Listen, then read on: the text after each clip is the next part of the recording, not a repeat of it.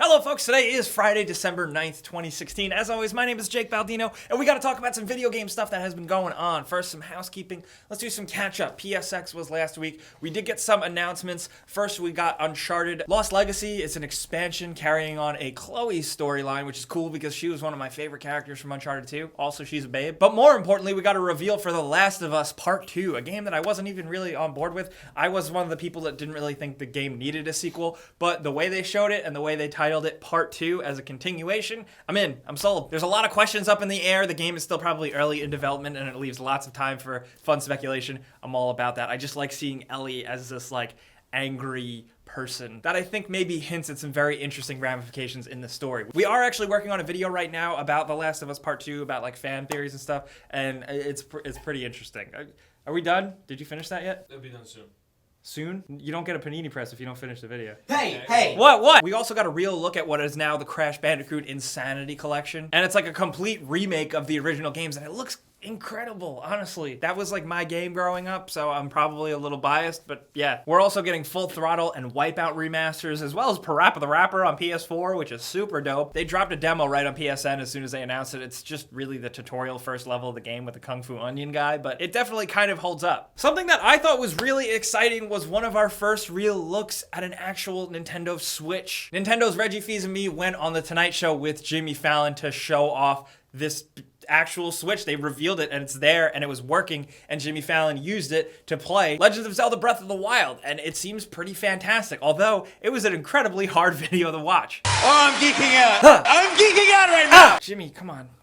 I know it's still early and we're still waiting on a lot more information about the Switch because there's so many gray areas, but the mainstream acceptance does seem to be there for it, and I think this could be a big thing for Nintendo if they actually pull it off and if there are actually games. There's also a rumor floating around by some pretty fairly credible sources, but it still has to be considered a rumor, that From Software actually had Dark Souls 3 running at an acceptable level of performance on a Nintendo Switch dev kit. That's actually really huge, especially since we've all been forecasting this thing to be really underpowered and not even catching up to something like PS4 or Xbox One. From Software standards are at least somewhat decent, so I would assume that this game running on a Switch to their level is actually playable. And that's great. Now, this isn't a confirmation that From Software is going to be immediately porting the Dark Souls games to the Nintendo Switch, but the fact that that apparently is a possible thing, that's exciting, straight up. Switching gears real quick to China, something came out of China that the government has ruled that I found really, really interesting for video games, believe it or not. China has been cracking down on how online games make money and how money is spent and earned in these games, and this time around they specifically went after loot boxes in games, and it's really interesting. A translation of their official statement regarding loot boxes and the laws for online gaming states: online game publishers shall promptly publicly announce information about the game, the name, property, content, quantity, and draw forge probability of all virtual items and services on an official website or a dedicated draw possibility webpage of the game. The information of the probability has to be true and effective. That's crazy. Basically what that's saying in layman's terms is that games that use any type of loot box or any sort of pay to get a randomized thing, they have to be completely transparent about how much it costs,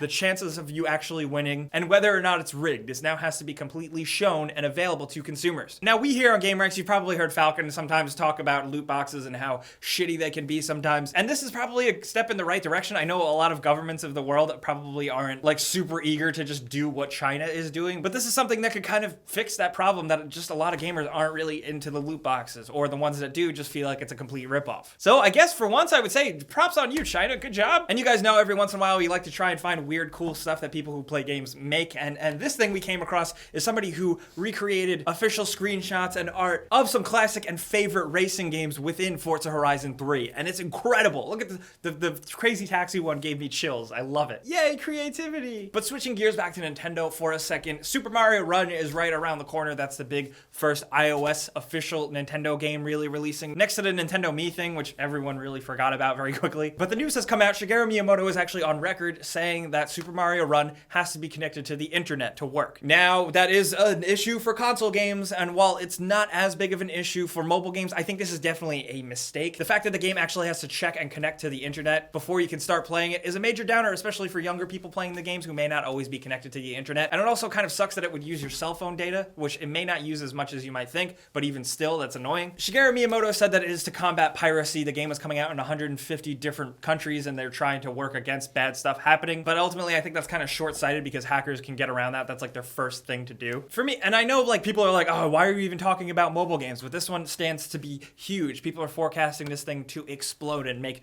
Nintendo's real mark on mobile for the first time. But I do think it's kind of shitty because you're paying $10 for this damn Mario game on your iPhone. You should be able to use it whenever you want. And if I was stuck on the subway and I couldn't play this stupid game I was addicted to, I'd be pissed. And that's probably what's going to happen. And in some other Nintendo news, and honestly, I could not believe what I was reading, but apparently there was going to be a sequel to the Wind Waker, a Wind Waker 2 that was going to take place on land. But part of the problem was that they couldn't figure out how to make Toon Link look right on a horse and just work in some of that stuff. And that and pressure to make a more Ocarina of Time type game led them to making a decision to go completely elsewhere and work on Twilight Princess. That's crazy. So I guess rest in peace, Wind Waker 2. We barely knew ye, but something I need to show you guys is probably the dumbest mod I've ever seen. Somebody took the original Doom, which has been modded to all hell, in probably the most creative way. They added legs to everything in the game, even ammo and pickups and just random items and things and objects in the game. And it is the most insane, stupid thing I've ever seen. I love mods. I think they are seriously the gift that keeps on giving. I keep saying that. I think it is the greatest gift because there's always just so much dumb stuff to laugh at and make games better. Does this make Doom better? I don't know. And for you dirty pirates out there, now I'm not condoning piracy, but Bethesda has actually removed the de nouveaux DRM tech from the new Doom game. Forums literally lit up like it was the end of Return of the Jedi, like the Emperor has fallen. So I guess that's cool. It's the right move since everyone does hate de nouveau. But one last story this week in terms of just things I cannot believe I'm actually hearing. Phil Spencer went on record saying that he would love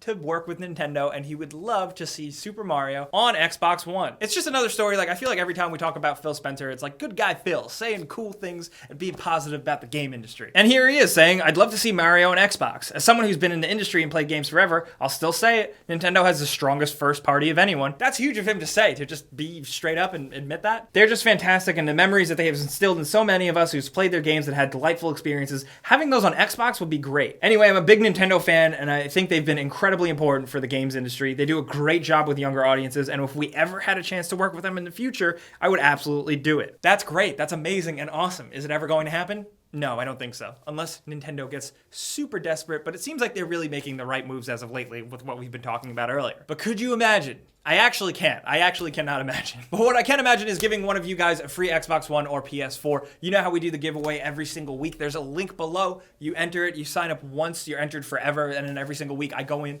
and randomly choose one winner to win a free console of their choice. This week's lucky winner is going to be this person right here. Be sure to keep an eye on your email and your spam box because I've been reaching out to a lot of winners and they haven't gotten back to me. So seriously, don't fuck up. Make sure you're not one of those people. But now I think we need to talk about all the stuff that's been happening this week, guys. Let's talk down in the comments. What is your wildest, craziest Last of Us Part 2 theory? And also, what were some of your favorite announcements from PSX if you are a PlayStation person? I'm really happy to play more Uncharted as new characters, and I'm really glad that I don't have to play as Nathan Drake's shitty brother. He sucks. Sam is terrible. Sam sucks. I love Sam's character. He's the shittiest. Why do you love character. Sam's character? He's a piece of trash. He is. I know, but that's what I like. I think he didn't really get any good redemption in the end. Like, not really. Like, he kind of did, but it was like, eh.